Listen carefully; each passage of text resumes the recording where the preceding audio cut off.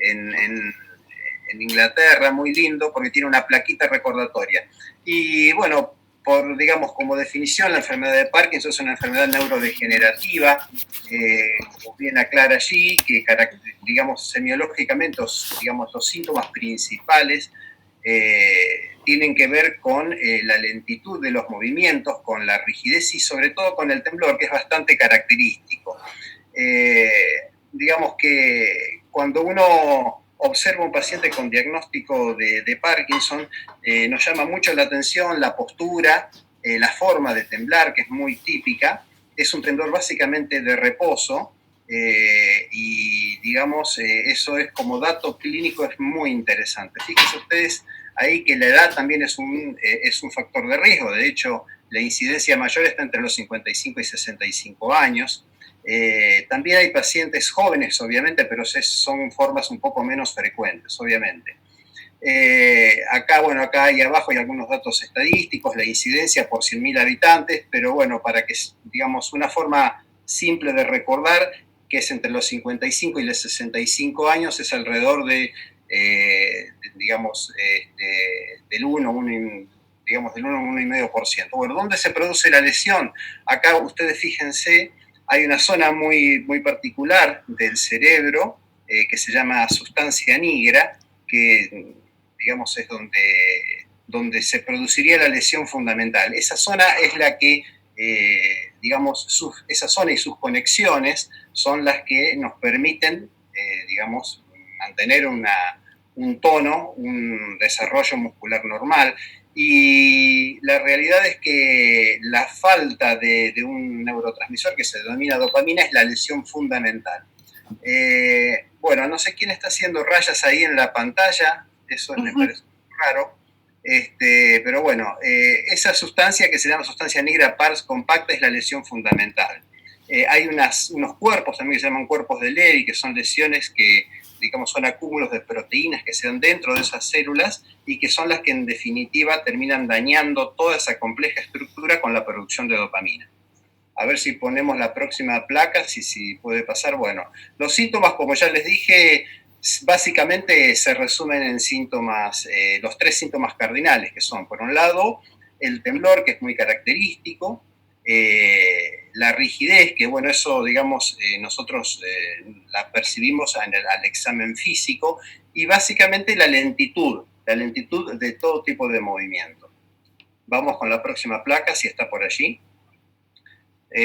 Bueno, aquí también, no solamente esos son los 3 síntomas o los 3 signos cardinales, pero después también tenemos, digamos, síntomas que nosotros denominamos axiales, que tienen que ver también con el equilibrio, con la postura.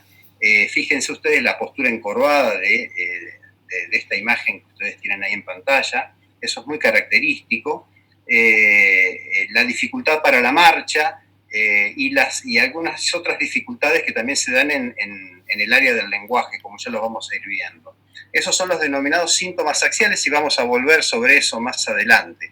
Si tenemos otra plaquita y la pasamos.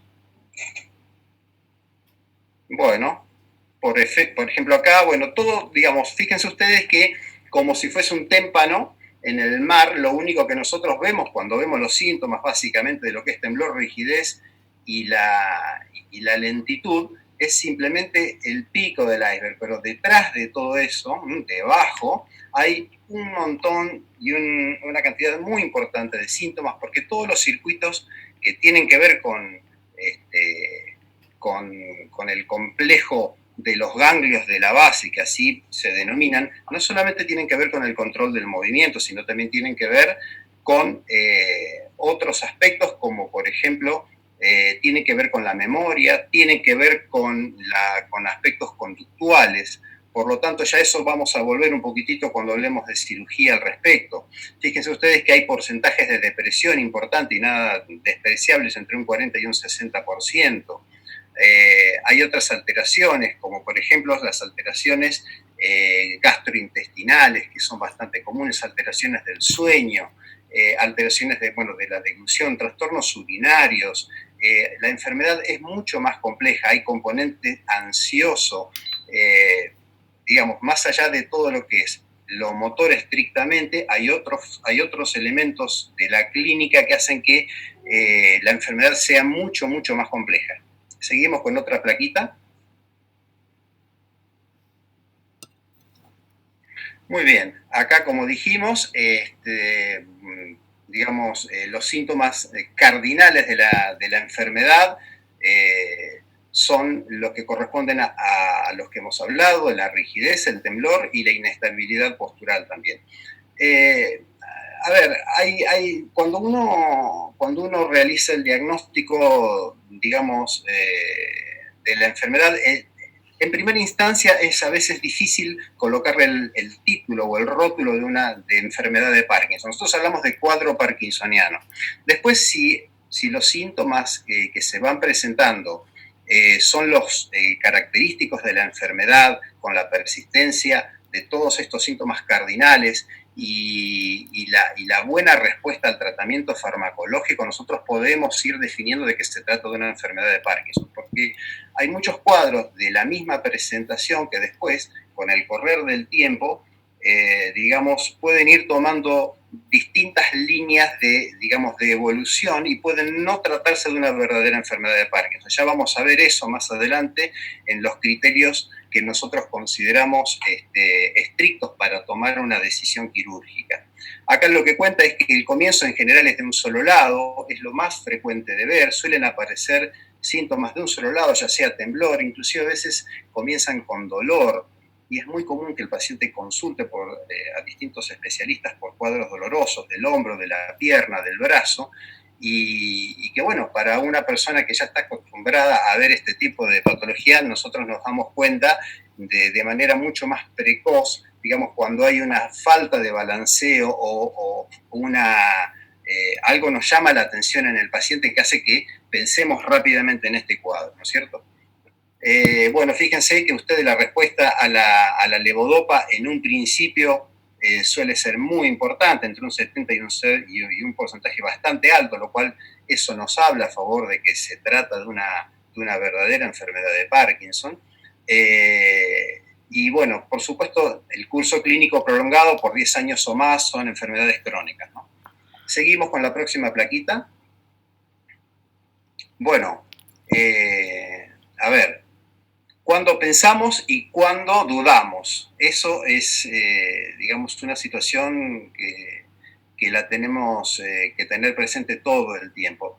Hay algunos síntomas que nos hacen a veces poner en duda el diagnóstico y es lo que denominamos banderas rojas. Por eso tenemos una banderita roja ahí a la derecha que dice peligro. Digamos, cuando hay otras afectaciones, digamos, u otros síntomas al examen físico, como alteración de la mirada, como mucho trastorno de equilibrio de entrada, digamos, mucha dificultad para tragar de entrada, eso nos alerta un poquitito. Y eso no es lo habitual de ver en la enfermedad de Parkinson. Más aún si eso se asocia a una falta de respuesta al tratamiento con la levodopa, ¿no? Así que bueno, eso hay que tenerlo siempre presente, por eso nosotros antes de tomar una decisión quirúrgica, habitualmente al paciente lo seguimos durante un tiempo bastante prolongado, por lo menos unos 4 o 5 años. Recién después de ese periodo de tiempo podemos decir y estar seguros que se trata de una verdadera enfermedad de Parkinson. Pasamos otra plaquita. Bueno, a ver estas pruebas complementarias. Bueno, por supuesto, a ver, nosotros como pruebas complementarias para un diagnóstico de Parkinson, en realidad es una enfermedad estrictamente clínica. Por supuesto que siempre es mejor tener estudios que soporten nuestro diagnóstico, tener una tomografía computada, una resonancia magnética sería lo ideal. No siempre la pedimos de entrada, la verdad que no es así, porque una vez que tenemos el diagnóstico clínico bajo sospecha, lo primero que hacemos es iniciar tratamiento farmacológico. Eso es lo primero que hacemos. Si con el correr de los meses la respuesta no es la que nosotros creemos que puede llegar a ser, Entonces sí, si tenemos dudas, un estudio de imágenes por supuesto se impone, obviamente. Hay muchos estudios, como ustedes pueden ver ahí, digamos de distintos niveles de complejidad.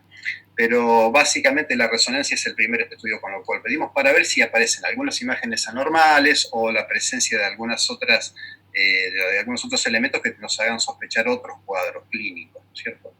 Y bueno, fíjense ustedes que, a ver, yo tenía una placa muy parecida para mostrar, pero de 100 pacientes que vienen a la consulta con una sospecha de un cuadro parkinsoniano, un 70, un 75% van a ser Parkinson, o sea, consideradas como un cuadro, como una enfermedad de Parkinson idiopática. Pero hay un porcentaje que es un 25 o un 30% que no lo son. Y ese grupo de pacientes son los pacientes que no van a ser candidatos a una indicación quirúrgica. Eso siempre hay que tenerlo en cuenta. Así que estamos atentos todo el tiempo a eso. Ya vamos a volver sobre este tema después en la charla que me corresponde a mí. Sigamos con otra más.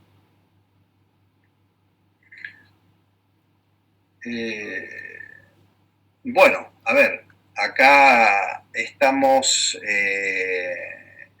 bueno, esta placa está destinada a ver por qué se agravan los síntomas. La verdad es que los síntomas hemos visto de que una buena contención familiar, un adecuado control, digamos, de los síntomas en todos los sentidos y los órdenes de la vida hacen de que la enfermedad tenga una evolución muy diferente, ya sea en el grupo que podemos tenerlo bien contenido y en aquellos pacientes que no. Eso lo vemos frecuentemente. Distintos tipos de estrés pueden agravar los síntomas. A ver, qué sé yo, una fractura, una pérdida de un familiar, un cuadro infeccioso, muchas veces pueden empeorar los síntomas. Y en un porcentaje, esos pacientes pueden volver a los síntomas iniciales o, digamos, de gravedad, y otros pacientes agravan el cuadro y no vuelven a como estaban antes del proceso. Eso nosotros lo hemos visto y eso hay que considerarlo y tenerlo bien en cuenta. Seguimos con otra plaquita, a ver. Bueno, ¿cómo encaramos el tratamiento de la enfermedad de Parkinson? Básicamente lo primero que hacemos en el consultorio, una vez hecho el diagnóstico, es iniciar tratamiento inmediatamente. O sea, está demostrado que un tratamiento lo más precozmente iniciado, una vez hecho el diagnóstico, tiene una mejor perspectiva, una mejor evolución a lo largo del tiempo. Si yo tomara dos pacientes en los cuales a uno le inicio, que a los dos, digamos, hemos hecho el diagnóstico de cuadro parkinsoniano y a uno inicio tratamiento hoy y a otro lo dejo pasar un año, inicio tratamiento al año, a lo largo de 3 años, el que inició tratamiento más tarde va a tener una peor performance física. Eso está demostrado, por lo tanto el tratamiento es inmediato. Por supuesto, el tratamiento de primera línea es el tratamiento farmacológico, pero no es el único, como ya vamos a ver. Ustedes, como ven aquí, otra indicación para casos más complejos es la cirugía, de la cual vamos a charlar un poquito más en detalle, y por supuesto para una constelación de síntomas que nosotros consideramos que ni el fármaco ni la cirugía pueden mejorar, tenemos la terapia de rehabilitación. Que la terapia de rehabilitación en cierto modo muchas veces la tomamos un poco tarde y yo quisiera hacer un poco de hincapié en eso, que ya lo vamos a ver con algunos videos que van a ver. Seguimos con otra plaquita más. Bueno, toda la problemática del tratamiento farmacológico, esto está, bueno, siempre en discusión, con qué medicamento empezar. La verdad que no tenemos muchos fármacos para tratar la enfermedad de Parkinson. En realidad no es que no haya muchos, sino que básicamente hay dos líneas de tratamiento. Uno que se inicia tratamiento con levodopa y otros tratamientos farmacológicos que se denominan los agonistas dopaminérgicos. Ahí hay una gran discusión con cuál empezar, con uno, con el otro primero. Digamos, básicamente todo depende a veces de los síntomas, depende de la edad, depende de un montón de situaciones. Hoy, esta mañana me tocó ver un paciente que vino por primera vez, que vino se presentó a la consulta de neurología general con un cuadro acieneto-rígido, un cuadro parkinsoniano sin tratamiento, y bueno, estaba en un estado, digamos, verdaderamente de deterioro masivo, había perdido más de 10 kilos de peso, una pérdida de la capacidad y de las funciones, digamos, de las capacidades diarias para hacer cualquier cosa, era absolutamente dependiente de otras personas. Este paciente necesitamos tratarlo inmediatamente. ¿Con cuál esquema farmacológico? Para una persona que viene con ese cuadro y que es una persona joven, uno puede iniciar con un grupo de fármacos que se denominan agonistas dopaminérgicos porque tienen un montón de virtudes. Pero en este caso, el paciente ya casi tenía 68, 70 años, realmente estos fármacos habrá que ver si, digamos, si bien son efectivos para el manejo de la enfermedad, la levodopa sigue siendo el tratamiento de elección. Así que, bueno, eso fue lo que esa decisión se tomó. Hay otra serie de fármacos que no vamos a discutir, algunos ya son los que menos se usan, como los anticolinérgicos, si bien en algunos pacientes se pueden usar, pero esto es un tema mucho más complejo para el manejo, pero digamos, para charlar, ¿no? Es todo un tema de mucha discusión. Pero sin lugar a dudas el tratamiento farmacológico es el primero que iniciamos. Seguimos con otra plaquita. Bueno, acá hay una lista muy detallada de todos los medicamentos y fármacos, porque me parece que no vamos a entrar en detalles, porque eso es muy para especialistas. La elección de cada uno, todos, digamos, tienen sus efectos positivos, pero también tienen sus efectos adversos y hay que considerarlos. No podemos usar todo lo que queremos en todos los pacientes. Muchos fármacos pueden tener efectos sobre la presión arterial, pueden generar hipotensión, pueden generar mareos, pueden generar edemas de miembros inferiores, pueden generar cuadros alucinatorios y hay que tenerlo siempre presente. Así que esa elección es muy compleja. Pero bueno, básicamente, como les decía, la levodopa sigue siendo el tratamiento estándar farmacológico de primera línea y es el que desde hace más de 50 años lo venimos utilizando y hasta la fecha es el que más resultado nos ha dado desde el punto de vista clínico. Seguimos. Bueno, por supuesto que no todo es medicación, eso siempre se los recuerdo a los pacientes, porque no podemos mejorar todos los síntomas con una pastillita. Acá hay muchas cosas para hacer y como, digamos, como recomendación, siempre la actividad física es bienvenida. Por supuesto que todos los beneficios que tiene la actividad física, si los pudiéramos meter adentro de una pastilla, sería la mejor pastilla del mundo, porque mejora un montón de funciones. Y en el caso particular de los pacientes con Parkinson, podríamos decir de que es un aliado fundamental, como ya lo van a ver, y tiene que estar, por supuesto, indicada en un momento preciso, porque si dejamos que el paciente evolucione, si dejamos que la enfermedad ya después de 14, 15 o 20 años de evolución ya sabemos que pueden tener síntomas que tienen que ver con el equilibrio y todo eso, y la verdad que hay que proponerla mucho, mucho más precozmente para que todo eso se vaya dilatando y la calidad de vida no se deteriore. Más allá de la actividad física, otras, por supuesto, el tema de la dieta es un tema importante, los pacientes pueden perder peso de manera muy dramática. Bueno, entre otras cuestiones. Seguimos con otra plaquita. Bueno, creo que esta era la última que tenía esta charla, así que creo que... Ahora podés continuar vos con tu propia charla. Te agradezco mucho.